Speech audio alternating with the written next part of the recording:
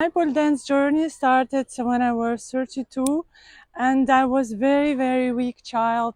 I almost never did sport because I was sick all the time. So I arrived by 32.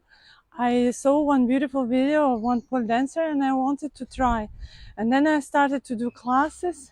It was so hard because my body was so weak. I never exercised myself. So I was like, I had the impression that I was the weakest person in the class. So I often left the classroom, the studio in the middle because I was so nervous about myself. So that's why I tell you, just don't be too hard to yourself, because it takes time to work on the body, and to work on the body is I think it's very hard, especially when you're not like a child, when you're more than 30.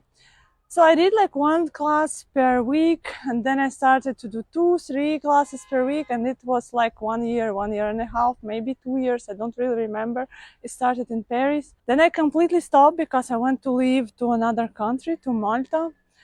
And in Malta maybe did 2-3 classes, just several classes. I didn't do that intensively. And then unfortunately I was diagnosed with cancer, with breast cancer. I already had 3rd stage cancer. So I had the whole story with chemotherapy, radiotherapy, surgery, so I don't have my right breast.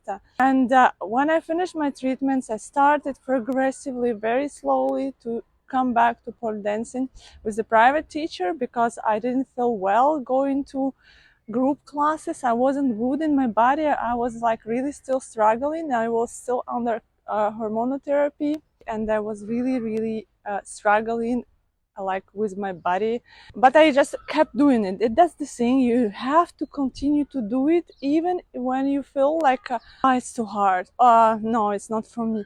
No, like everyone can say it's not for me, but if you want to do some changes in your body, you have to work on yourself and to go through this, to tell yourself, okay, I don't feel that I'm strong enough, and maybe I won't manage today to do this beautiful move, and maybe I won't manage to do this even in 1 month, but I will keep trying. And that's the like key to success, because if you will keep trying, eventually you will manage to do this. So just keep trying. And and imagine that after cancer, that was really hard. And then I moved to Madeira. In Madeira, I rented the studio, and I progressively started to go to the studio, first 2 times per week, 3 times per week, and then more and more.